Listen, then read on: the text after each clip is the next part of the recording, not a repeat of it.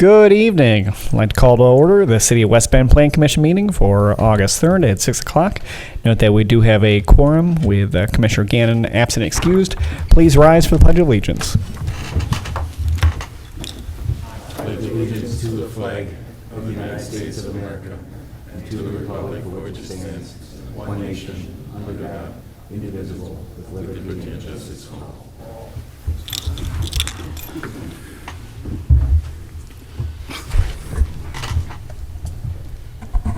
All right. We will begin with number 3, approval of the minutes, the Plan Commission regular meeting minutes for July 6th. Motion to approve. Second. Thank you, Model and Starl. Any questions or corrections? Seeing none, all those in favor, signify by saying aye. Aye. Any opposed? Thank you. Moving on to development proposals. A, zoning amendments, and number 1, ZA-21-004, public hearing for request to permanently zone and rezone approximately 32.9 acre land located at north and east of Daisy Drive and Clearview Drive. Tax key number 1120.071.0021 from RS4 single family residential to RS4 single family residential and NSW non-shore wetland, and tax key number 1120.071.0022 from TMP temporary to RS4 single family residential NSW non-shore land wetland, FPW floodplain wetland, and FWW floodway wetland. The applicant is John Laufer of Diamond Holdings LLC, and the agent is Mackenzie Berg of Quam Engineering. We're going to begin with a brief presentation by Jim Ranke, and then we'll open up the public hearing and go from there. So take it away. All right, thank you. So this zoning request is to permanently zone that 32.9 acres. This is comprised of 2 different parcels. So the one parcel is approximately 7.8 acres, which is the west one. That was currently zoned single family. It's existing. What we're doing on this one is modifying that to incorporate the proposed non-shoreline wetlands that we have from a wetland study that was completed and accepted by the DNR. So these acknowledge the wetland areas in that for that parcel. The remaining parcel of the 25.1 acres, that one's temporarily zoned. When it came into the city, it was not permanently zoned at the time due to the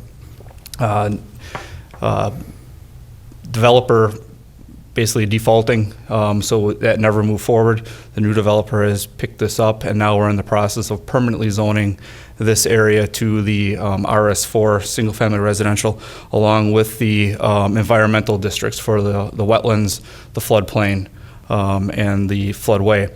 The areas that are the yellow areas are the developable areas, and the green are the environmental areas that would be remain as open space or unless mitigated by other permit.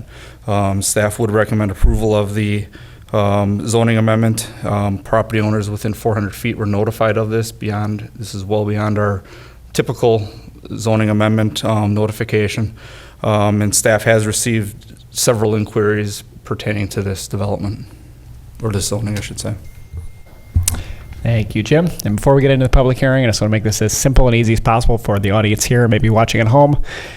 Surrounding the proposed area is virtually all RS4, single-family residential. You're taking existing and combining with the new to, again, all RS4, single-family residential, not multifamily, correct? And the environmental lands are where it's the unbuildable sections of the property, correct? Correct. Okay. So as we move into the public hearing, all that this public hearing is in regards to is the zoning change that you see before you. If you'd like to come and speak up, just remember this is not a time for back and forth, just for statements. Please keep your comments short, sweet, and to the point. And again, it must be regarding the specific item that we are tackling tonight. There'll be future meetings when planned unit development and site plans will be discussed in front of the Plan Commission as well. So with that being said, I'll open up the public hearing. If you'd like, feel free to come on up, state your name, address, and let us know what's on your mind.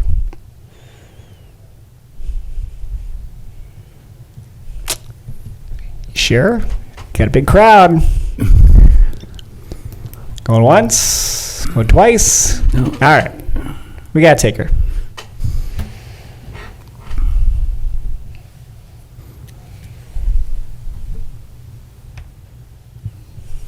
Welcome. Good evening. Doug Cravens, 2110 Creek Road. I guess we were here a while back when it was talked about rezoning this for multifamily homes, and obviously that fell to the side, but I'm a little confused, and maybe you guys can help me out. Is there some sort of proposed site plan or layout of what's going to happen here? I feel like we're taking this in little bits and pieces, when if I knew more of what was going on or what people were thinking, I could make a better decision and not be up here asking questions and taking up your valuable time. Is there a site plan or something like that available? So Jim, maybe you want to just talk about the Sure. schedule that we go through? Sure. So what this is the first step before we can move even forward with any kind of development plans or anything. This is establishing what can be done with the property. Okay? So we're establishing the zoning for it and the use. So this is establishing a single-family use. Now, the next step after this would be either a subdivision plat or possibly even a certified survey map to subdivide the property to actually make it into lots. So that's going to be the next step that they would go in this next process. So, and again, that subdivision plat could be, 2 lots, 3 lots. It depends based on what the developer has envisioned for this. Okay. Thank you, I appreciate that. That helps a lot. The next question is, these wetlands that we have in that property, they will stay solely wetlands and be undevelopable? Did I say that right? Sure. Okay. The majority of it will, but there are some provisions that they can do, they call it a conditional use permit, and they'd also work with the DNR to possibly fill some of them. Like the example would be maybe up on the west side of that development where those 2 pockets are, and then maybe that small finger Yep. that runs east-west there. They could possibly do a permit to fill those. Based on what their findings are and based on the design of the layout for a subdivision or a development. Okay. My concern is that I don't have a concept of how much is there, but there are hundreds and I'd say thousands of yards of fill dirt that have been put onto that western partial, that smaller partial, that I'm a little concerned about. Where's it going to go? Now, I'm an old manufacturing manager, and I was in charge of engineering and stuff, and I would basically tell my engineers to dig a hole to put that dirt in. You can't do that there. Where is all of that fill going to go? Can they use that for fill on these 2 properties? Sure, they could use that fill. Again, it's going to be part of the development process that they do. They're going to have to do grading plans. They're going to have to do a stormwater plan.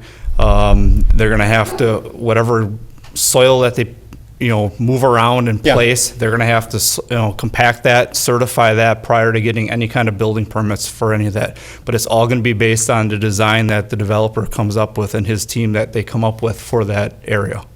So now, assuming that this will go through, what is the next step after tonight with this proposal?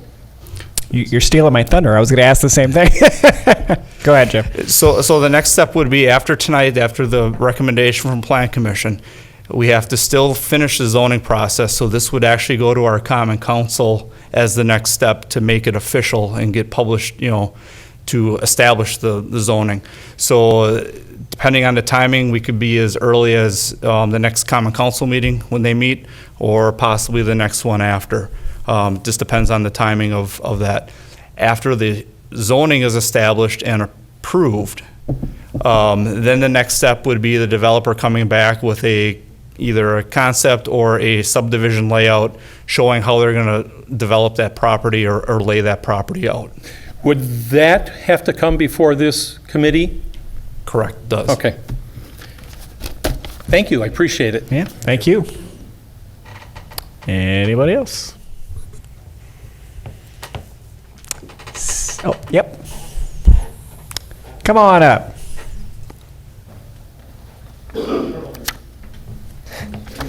Hi, Kate Barrett, 2119 Daisy Drive. I've emailed a ton of questions on this property, and I know that all you're talking about is the proposed RS4 and the wetlands right now.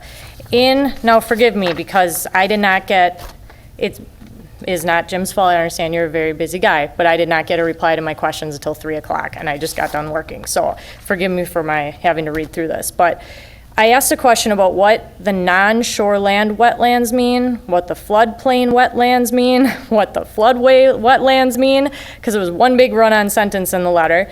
And you answered those, and the only two that you said were completely not developable is the floodplain wetlands and the floodway wetlands. And I know Doug kind of mentioned a little bit about that on the non-shoreland wetlands. So do you have an actual number or percentage of those wetlands that can be developed by your conditional use, like if you'd put in for one? No, there's no set number for that. It's a formula that, is worked out with the DNR and the proposal. They have to justify the fills for it. So, they would work with the DNR on that, and then we would process a permit based off of their findings and requests for filling those, various portions of wetland. So the DNR has been involved every step of the way through this? DNR is involved, correct. As, you had a question about the wetlands certifications, and that was done by a certified delineator that's approved by the DNR, and they submitted this, the delineations to the DNR for that, so they're aware of what's out there. And that's paid for by the developer, though, or paid for by the city? Nope, that's paid for by the developer. Okay. My neighbor walked down the other day giving me a letter that he requested that I read. I will read part of it. There's one sentence in here that I don't take lightly, and out of respect for everyone, the situation, I will say everything verbatim except for one sentence, and I'll give you guys the printout so you guys can read it. And I know that sounds weird, but you'll understand it when I give you it. So he walked down, unfortunately, he's a long-haul trucker, so he is in St. Louis, and asked me if I could read it, if you're okay with me reading his letter. He- As long as the items in the letter pertain to, again, Yeah. the zoning that we're talking about, then I sure. will jump to the parts that I think do, and feel free to stop if they're not correct. Do you mind So- stating his name and address too? So we have Yes, for I the record? will. And so his name is Peter Sturzik. He lives at 1225 Lily Avenue in West Bend. Himself and Linda Grimm live at that address. This looks like it was sent to Tracy Aaron's, but okay, just getting the head nod that it was. So I will just hand you the paper copy when I'm done with it. Okay. But the one part that he puts in here, and I will avoid anything that's not this, is, okay. It states in the letter, from RS4 single-family residential to RS4 single-family residential, and it does have that in the letter. The explanation of the zoning change is not, in my opinion, sufficient. So, this is my words now. Has it always been RS4? And what is the meaning of RS4? And is that the same designation as all the homes on Lily, Sunflower, and Daisy? And actually down Clearview, I would say too. So I think most of that question can be answered just by looking at the map here of what's existing, RS4. You can see that there, and then what's getting proposed. As far as the technical definition, I guess I would turn that over to Jim. Yeah, that's what I'm looking for, the Yeah, technical. So, right, so the existing RS4, that 7.8 acres, that was originally zoned by the original developer at the time. Yep. So that's always been zoned single-family residential. So RS4 is single-family, or is residential single-family, or single-family residential, and it's district number 4. So what the number 4 means is just, it's the lot size requirements, it's the setback requirements, that's the only difference. So all of the shaded yellow area on that map is all zoned RS4. So this proposal is consistent with the existing houses to the south, existing houses to the west. Okay? There's a tannish color, that RD2, that is residential duplex or two-family residential. So those are basically side-by-sides. That extends along the south side of Daisy Drive and hooks up and around the west side of Daisy Drive to act as a separation between the multifamily further west. So this proposal is consistent with the other zoning in that district, along with our comprehensive plan too. Okay, so with that answer, now I'm going to read his next sentence, okay, and then ask you a question on it. So in his email, to request this change to allow minimum 1,000 square foot homes with no basements because they are built on adjacent wetlands with 8,000 square foot or less building lots is totally and completely unacceptable, his words. The residential homes adjacent to this proposed development are considerably different in size and value. The two homes located next to ours, 1219 Lily and 1213 Lily, I don't know if you can tell that on the map, have recently sold for $425,000, $390,000 respectfully. The zoning request is totally unacceptable as presented. Now, given his statement in that, is he correct in it would be 1,000 square foot homes with no basements and 8,000 square foot or less lots? I'm sorry if that's a very loaded question. I'm just reading, and I will put this at the bottom, I'm gonna give you a little background to him as well. Okay, just if I could stop you quick, because Yeah. we are kind of getting off topic from the zoning that we're talking But about. I it's think some of those part of it. questions can get answered with the site plan and having that kind of information in front of Okay. us. I don't know, Jim, if you have any other things to add, but. I mean, I could respond back to the minimum requirements for RS4. I'd have to look it up real quick. Sure. You know, I can tell you for a fact that the subdivision to the west, those lots were slightly larger than the minimum, and there's nothing saying that you can't do that. Yep. I know the minimum square footage for a lot is 7,200 square feet, 60 foot of frontage or, of lot width, and a minimum depth of 120 feet. As for the minimum building square footage I can look that up real quick. Well, we could let Jim look it up. Did you have another part to your question?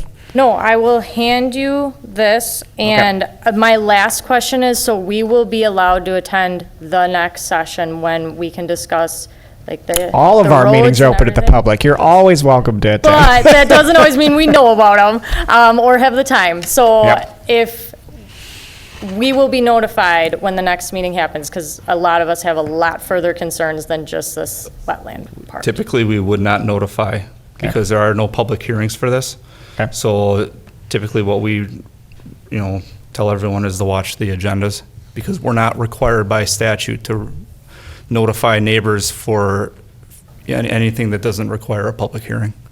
So the subdivision plat, the site plans and all that, we typically wouldn't send out a notification on. Yep. I think Because Alderman we're not Miller, required do you have by a suggestion? statute.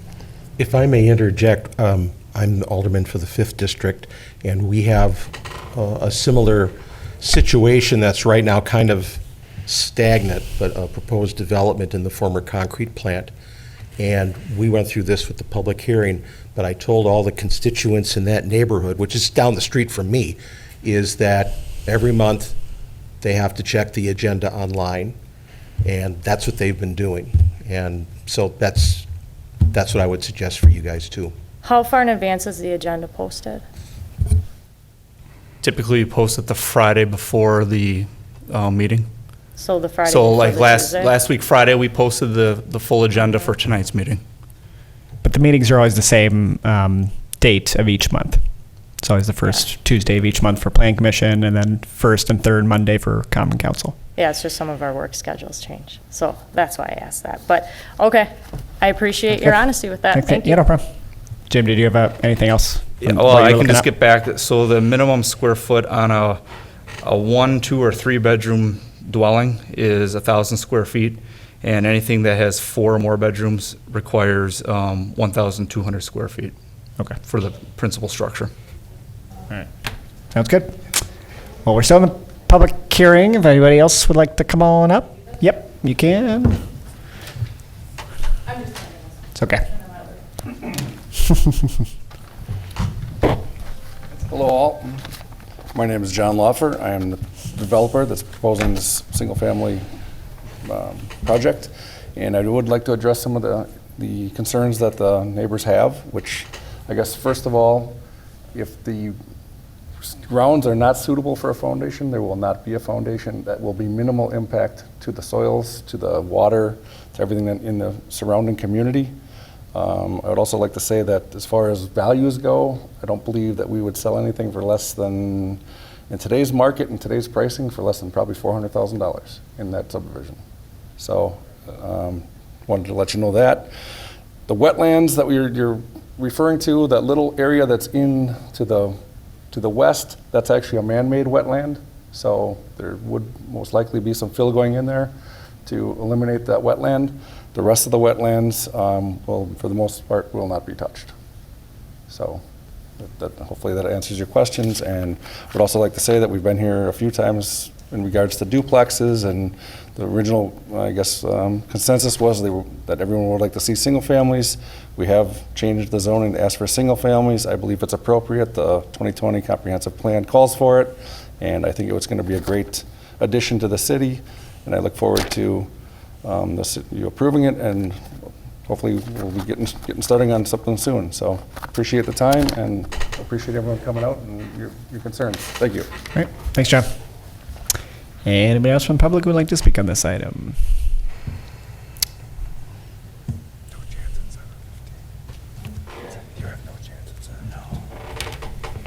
Matt Nerschel, 2124 Creek Road. Mostly question, statements. I mean, we've been involved in this. We're going to continue to. We want to, have the information. But tell me when the time is that we can, if we have objections to the plan, not necessarily buildings. Mine is streets. As I see this thing coming in, we've got Clearview, and that's already a collector. It's the only way in there. Where's the way out? If you've got a fire or something in there, and then how do people get out? How do people get, you've got one way into the subdivision and no way out? Isn't it general practice to have more than one way into a subdivision? Because there's no way down Creek you can cut a road in.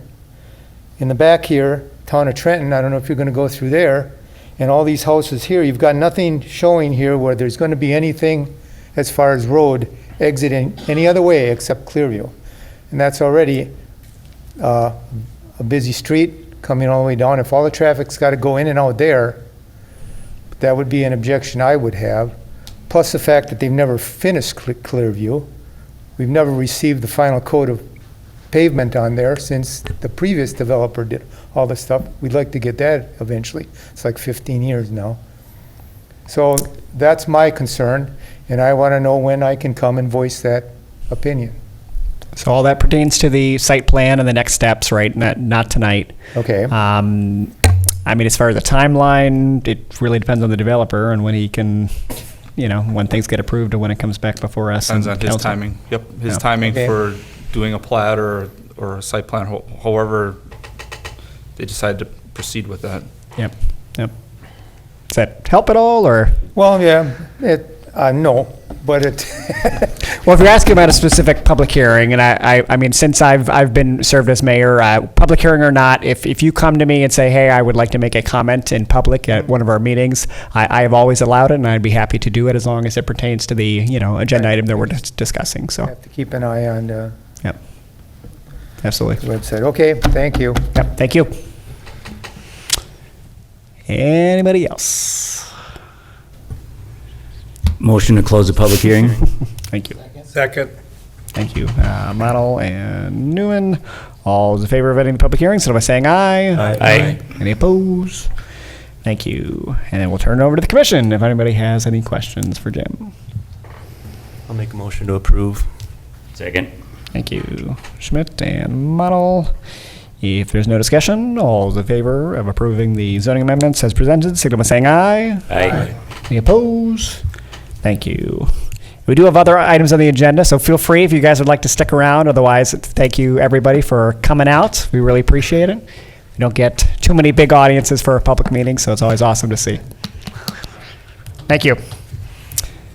And with that, we'll move on to item B, conditional use permits, number 1, CU-21-008, public hearing for a request for a conditional use permit to allow construction of a statue within the floodway zone lands for the development of the West Bend's Riverwalk Overlook site located on the west side of Veterans Avenue, approximately 550 feet north of the intersection of Veterans Avenue and West Water Street by West Bend Friends of Sculpture. The applicant is us, the city of West Bend, and the agent is West Bend Friends of Sculpture. Jim?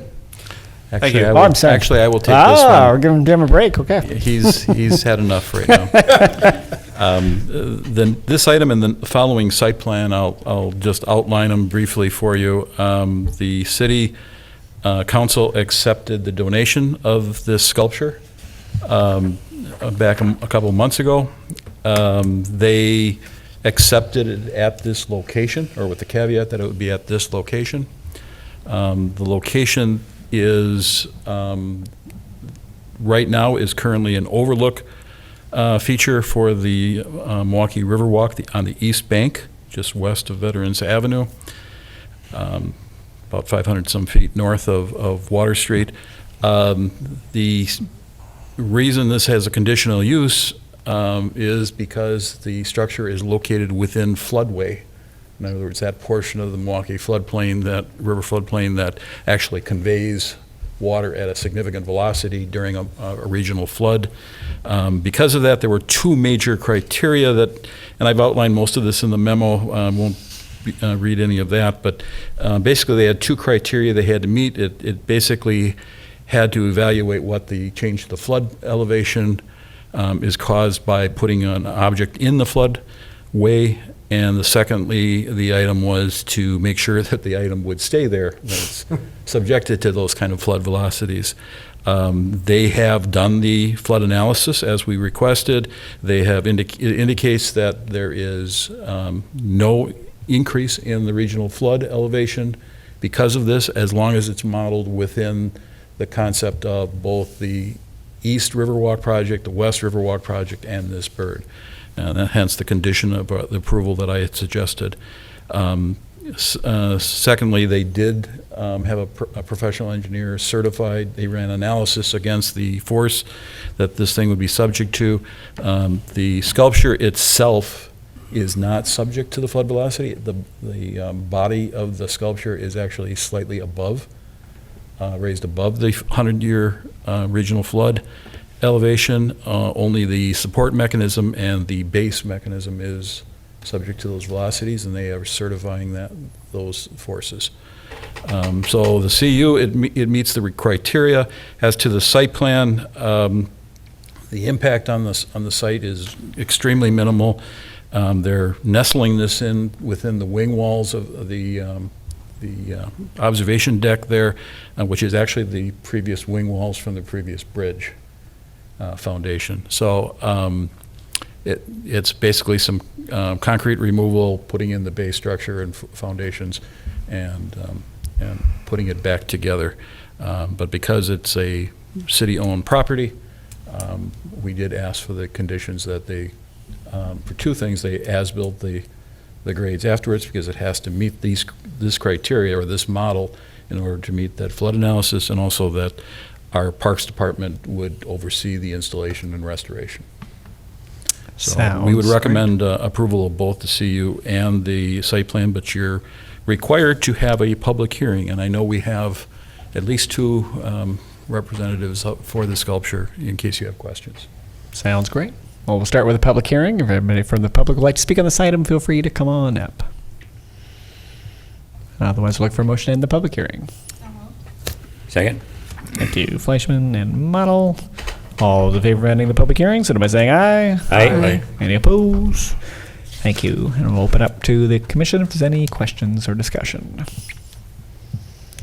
Motion to approve the conditional use and site plan. Can I do both? Sure. Second and second.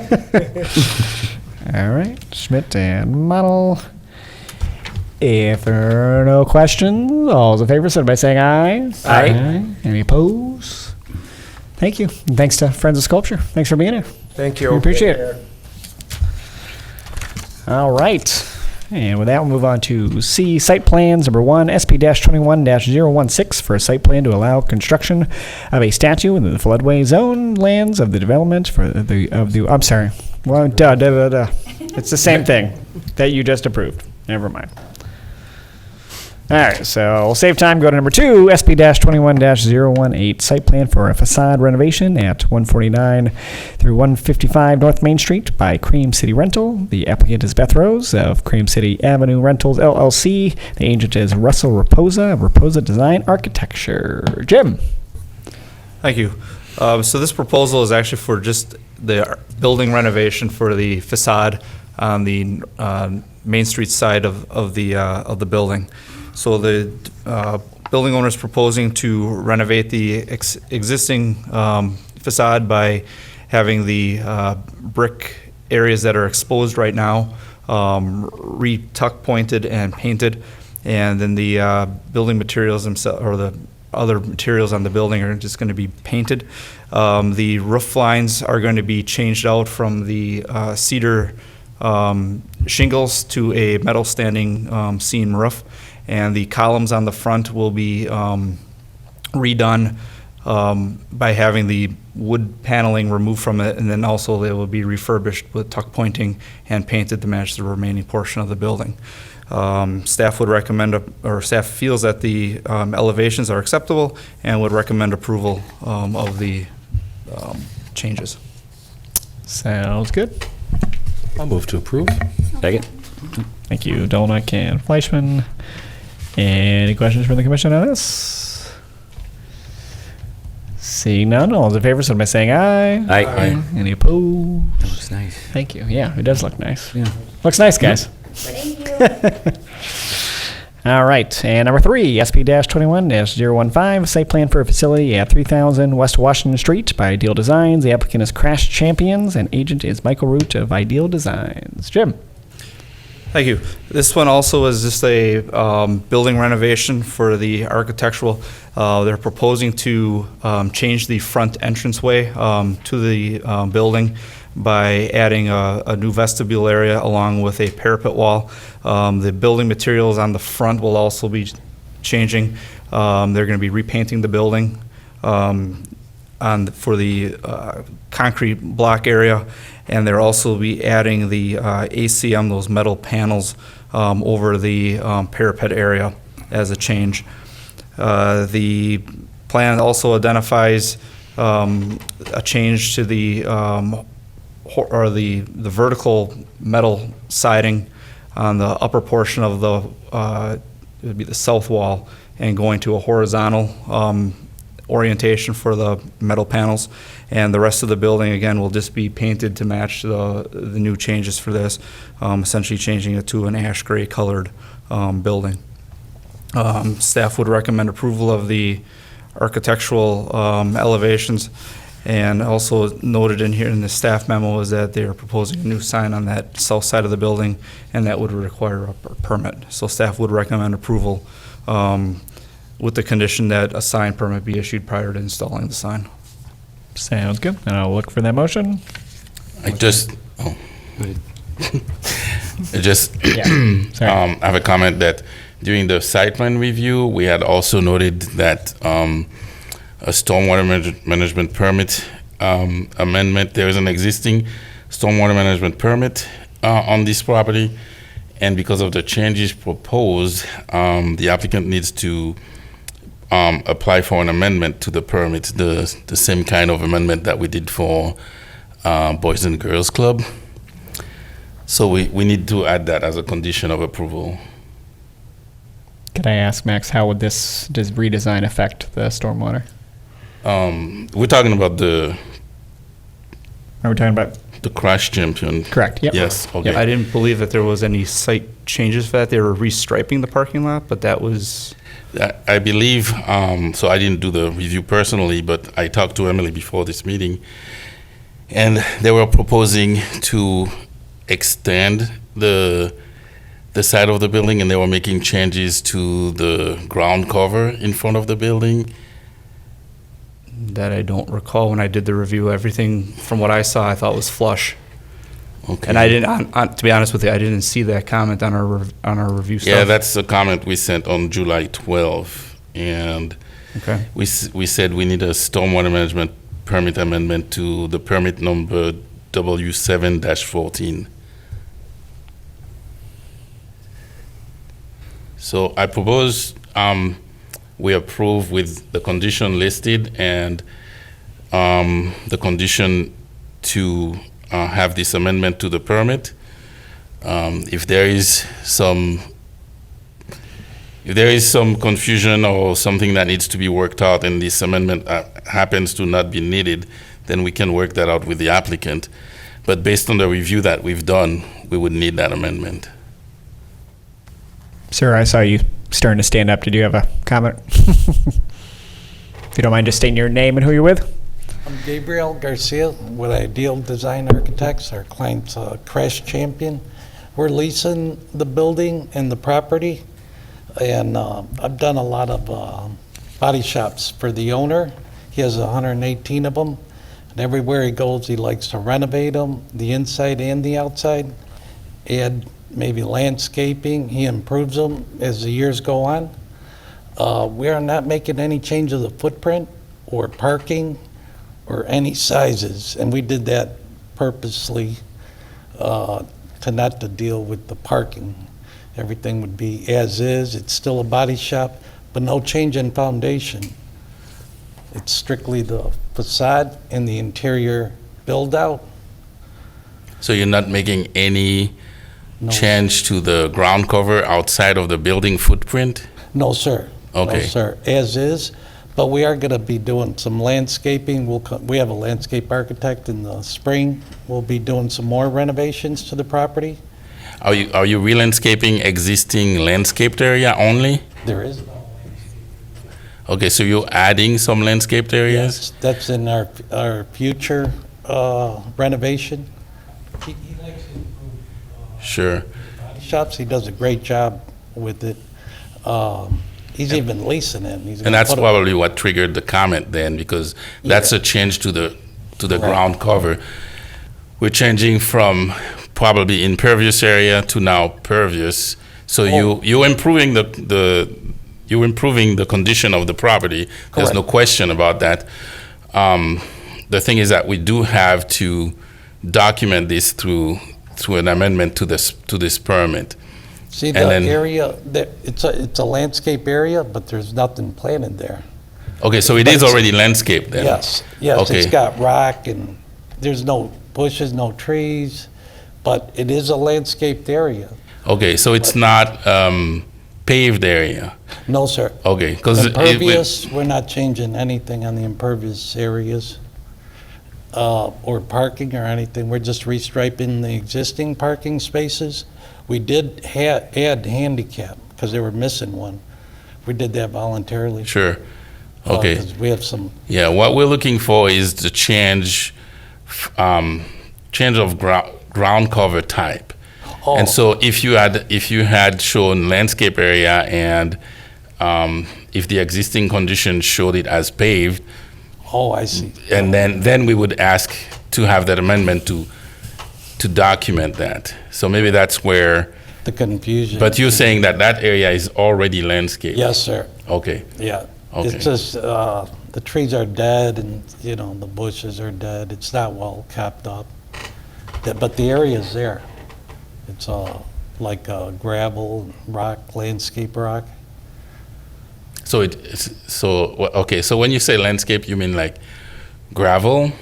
Yes, landscape gravel, some dead bushes, but it's a landscaped area because Okay. it's impervious. Okay, because in our stormwater management rules, we have the paved area, we have gravel area, we have grass area. So if it was changed from gravel to grass, that's what would have triggered the comment Yeah, with the change of type of cover for, that we would need to document for that. got it. Is there So, anything to add that condition, even if it's not, doesn't turn out to be necessary upon further and investigation? yeah, and I want to tell you too that in a case like this, it's not like you would have to engineer something or send us a report with calculations or anything like that, but we do have to document those changes. So the amendment would pretty much be a narrative explaining the change and the plan showing the area that was changed from one type of ground cover to the other. So it's not going to be something that will require a substantial amount of work on your part. It's just that we do need to document these kind of changes. Okay. We So, won't, oh, go ahead. I'll take your contact information after this, and we can work with you on that, on making that amendment. And that'll be in the future for the stormwater. Right now, we're just doing the building itself. Okay. Because, like I said, we're just leasing the property and just want to make the place look good for our customers. That's good. Thank you. Thank you. Okay. So, Max, would you like to add Yes. anything? Sorry. Yes, I think we'll add the condition, and then we'll work with the applicant on making this happen quickly. Okay. That won't hold up our permit for the stormwater? No, we'll work with you on that. Okay. Yes.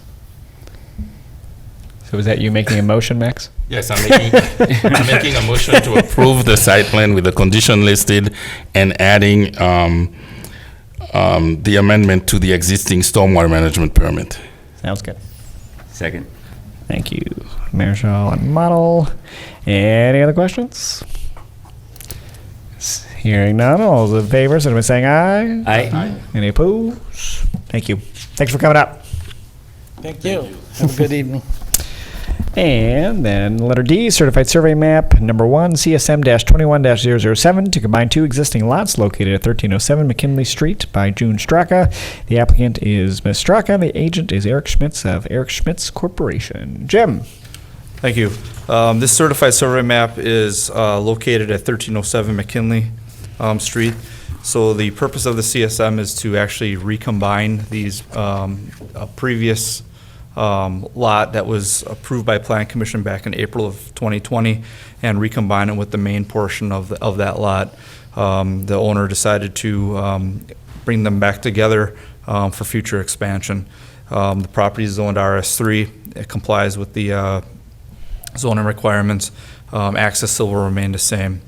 And as noted in the staff memo, the CSM has been revised to add that airport height restriction. So we already have that correction made by surveyor. So staff would recommend approval of the CSM essentially as presented with that correction. Thank you. Look for that motion. Second. Thank you, Nolnick and Starl. Are there any questions? Seeing none, all those in favor, signify by saying aye. Aye. Any opposed? Thank you. And moving on to letter E, extraterritorial certified survey map, number 1, XCSM-21-006, grade 4 lots located at the corner of Sleepy Hollow Road and Woodford Road, northwest quarter, section 02T11N-R19E, town of Barton by Kevin Zimmer. The applicant is Kevin Zimmer of CGAM LLC, and the agent is Jacob Rospick of Quam Engineering. Jim. Thank you. So this extraterritorial certified survey map is directly adjacent to the city corporate limits by Moraine Park Technical College. The purpose of the CSM is to create 4 lots. The CSM is within the sanitary sewer service area and in the city's planning area and is identified as single-family residential along Woodford Drive, along with open space to the north, and then also of that residential area and commercial north of that of the open space area in our 2020 comprehensive plan. The lots vary in size from 8.4 acres all the way down to 1.3 acres. All the lots at this time are vacant for future development. 50-foot wide half right-of-way is provided for portions of Woodford Road. Right-of-way dedication is being provided and consistent with the city's official map. CSM also identifies floodplains and wetlands.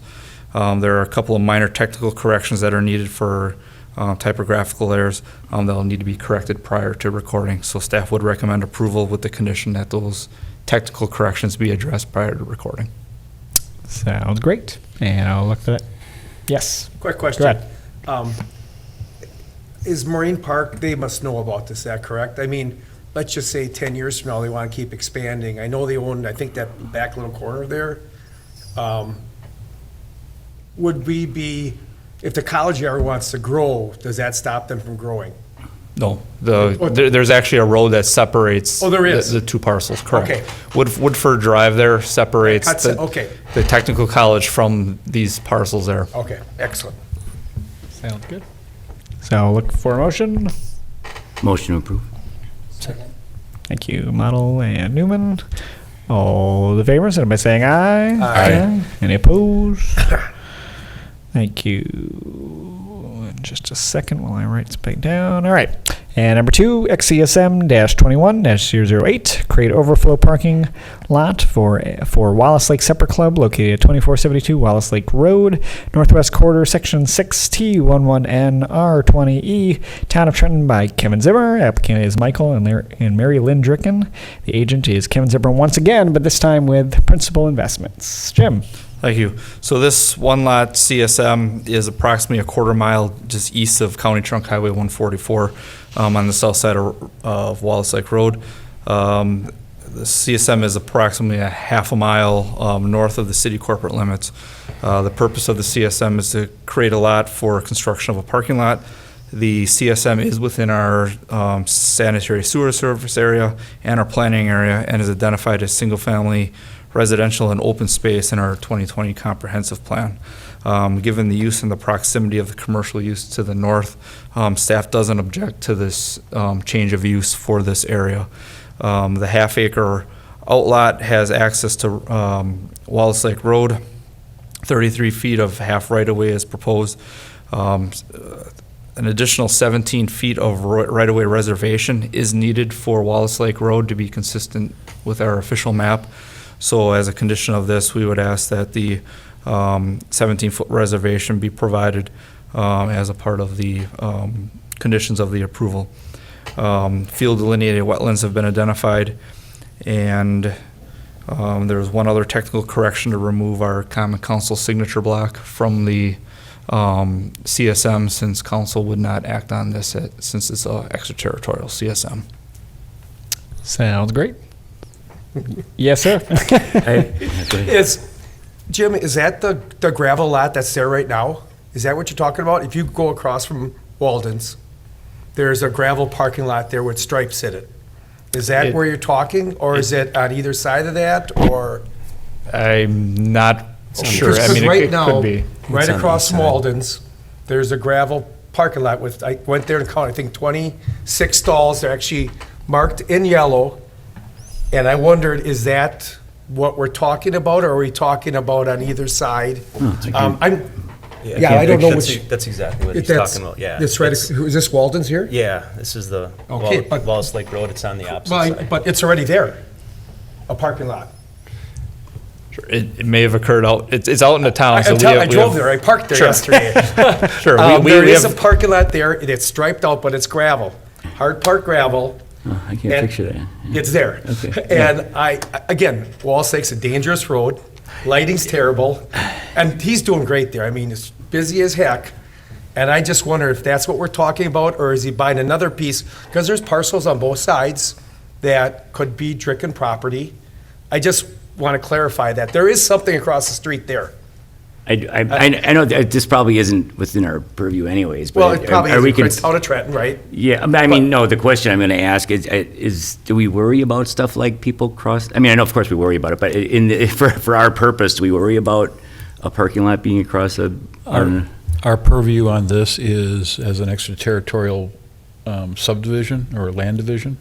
In this case, it's That is nothing. just the CSM creating an outlot. It's not even a buildable lot. It's labeled as an outlot for a reason, because they're not justifying whether the land perks, for example, for sanitary sewer or on-site systems. They're not showing well or water location. They are creating an outlot, and they're acknowledging the wetlands. That's really the extent of our jurisdiction. The use of that lands, the site design, whether it causes a problem for the road, is a town. Yeah, I'm not saying it's a bad jurisdictional idea, and I don't agree. I'm just wondering what our, Okay. I'm just educating myself here, sorry. And that's why I want to know, are we concerned about that? Right, okay. I agree. Sounds good. And then, Motion approved? sure. Second. Thank you. Is that a question? Model and Schmidt. Any other discussion or questions? Seeing none, all those in favor, signify by saying aye. Aye. Any opposed? Thank you. And moving on to letter F, 2020 Comprehensive Plan. Number 1, discussion and recommendation to set a public hearing for a change in the recommended land use from industrial to mixed use in the 2020 Comprehensive Plan for the city of West Bend for approximately 4.2 acres of land within TID number 12, located east of Forest Avenue and west of Indiana Avenue by Department of Development. The applicant is the city of West Bend, and the agent is us once again. Mark, yes. Thank you. This is, if you look at the map up there, you'll see 4 gray parcels, a small one north of Water Street, 2 along the south edge of Water Street, and 1 to the south. The one extremely to the south and the one north of Water Street are city-owned parcels within TID 12. They're part of the old former Gale manufacturing site that the city acquired a good number of years ago. The 2 middle parcels that border on the south side of Water Street are actually owned by a developer and are the current location for West Bend Transit.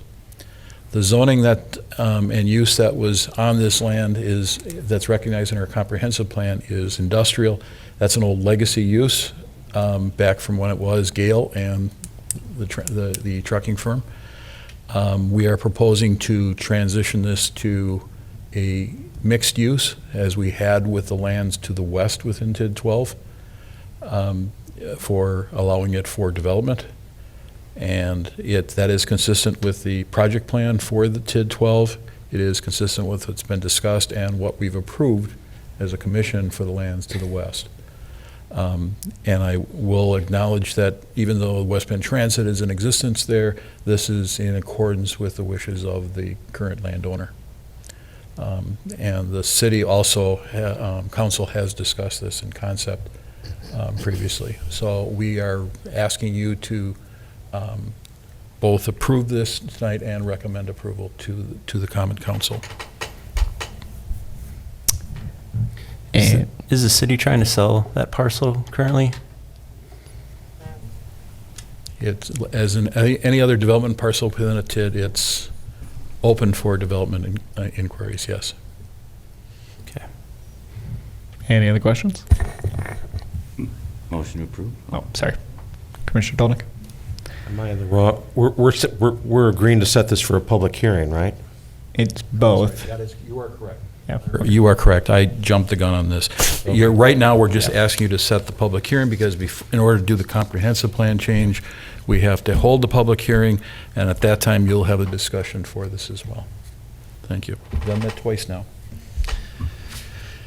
Got it. This is, All right. Do we have a motion? motion approved? Second? Thank you. Any further discussion or questions? Hearing none, all those in favor, so by saying aye. Aye. Any opposed? Thank you. And number 2, discussion and recommendation to set a public hearing for a change in the recommended land use from 2-family to single-family in the 2020 Comprehensive Plan for the City of West Bend for land located at 527 North Street by Department of Development. The applicant is City of West Bend. The agent is us once again. Jim, I'll take this one.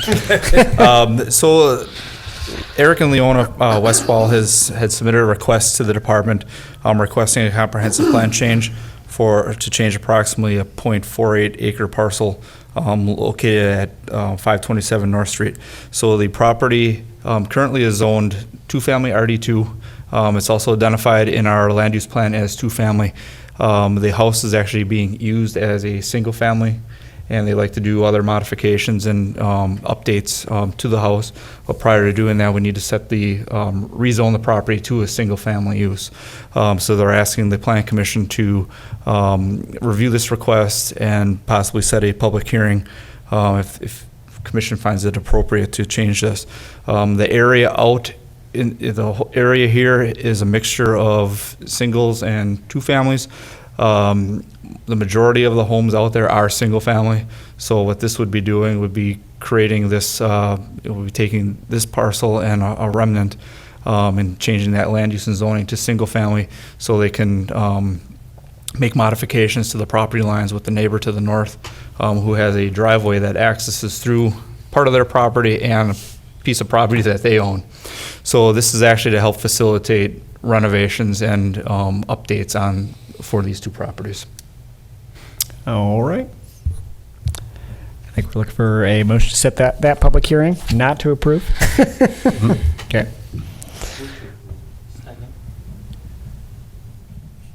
All right. Dolnick and Newman to set the public hearing. Does that cause any problems with the neighbor? I mean, are they gonna? I don't know. Seeing where the We're driveway reconstructing this road right now. Oh. And I remember last year during design, I had to do a bunch of research because I thought too, this is weird, like this property is accessing through that other property. I was trying to see if there were any easements recorded in the old documents, and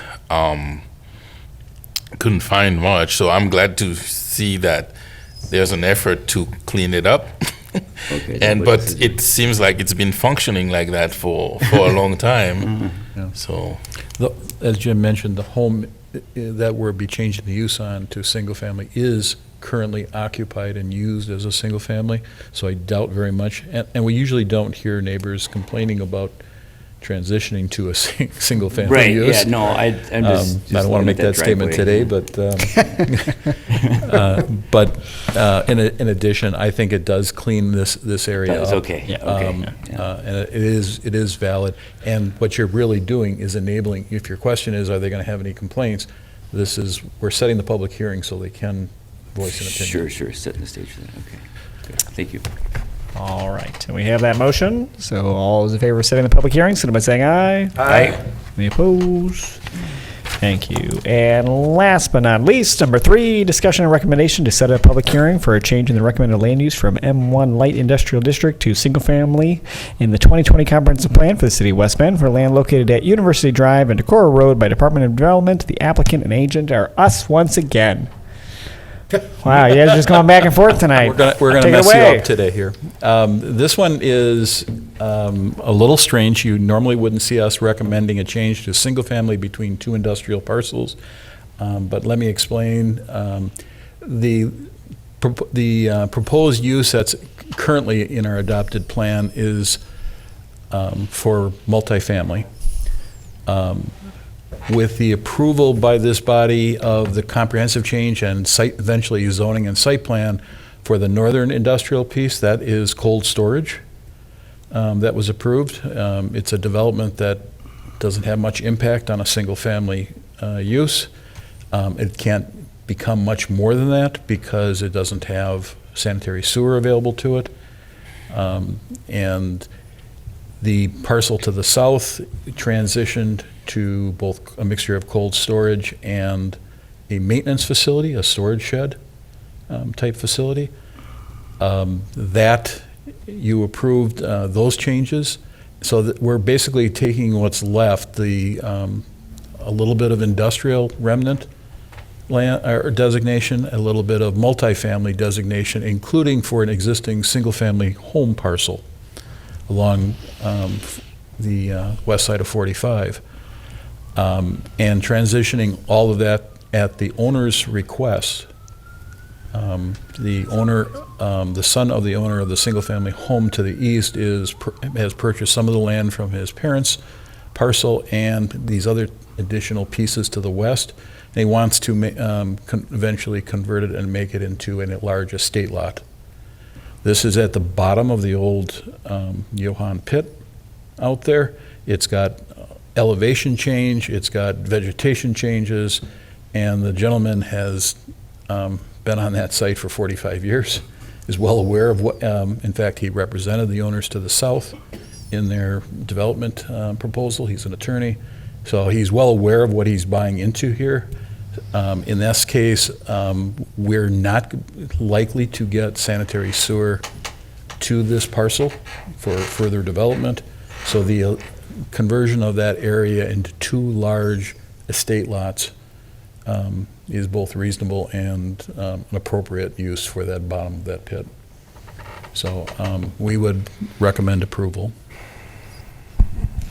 And again, this is for seconding the public hearing. Yeah. Yes, Commissioner Starr. Yeah. And again, I'm sure you maybe don't know, is the entrance for this estate property going to be through Joe Doherty's driveway, or is it come off the other side of University? Or nobody knows that yet? Actually, Jim and I have spoken with the gentleman. Yes. And his intent is to try to get a access off of University Drive. Really? But, and there is an existing drive opening for that, for a portion of that property. Okay. It's not very clear, or if you drove past it, you might have easily missed it, but there is a graveled path or Okay. drive coming down through there, and as I said, he grew up on this property. I He know. knows it pretty well, so. But again, that'll be an issue for the plating process. Gotcha. Yes, sir. It's just curiosity on my part. The rezoning is fine. If you can't run sanitary sewer to it, and the ground probably wouldn't be conducive to septic, right? So what did they do about that? The eastern portion of the site, back behind the existing single-family, has never been disturbed. It's not part of the pit. So Oh. he has a buildable site behind his parents along 45. He has legal frontage on there and on University, and he has soil conditions that will most likely perk. Oh. I mean, it was a gravel pit adjacent to it, so it's Okay. probably not an issue. So, but he has to go through that process with the county to get his on-site sanitary system and also a well permit. Oh, okay, I was going to ask about water, so that... Actually, the water is available directly adjacent to him, and we probably will require that hookup be made for his parcel, because we have an existing transmission line that goes right through there in an easement through this property. I was curious about that too, Jed. I'll move to set the 2 public hearings for September. Thank you, Fleischman. Second? And Starl. Any further questions? Hearing none, all those in favor, so by saying aye. Aye. Any opposed? Thank you. And having no further business for the Plan Commission, I adjourn by the call of the chair. Have a good night.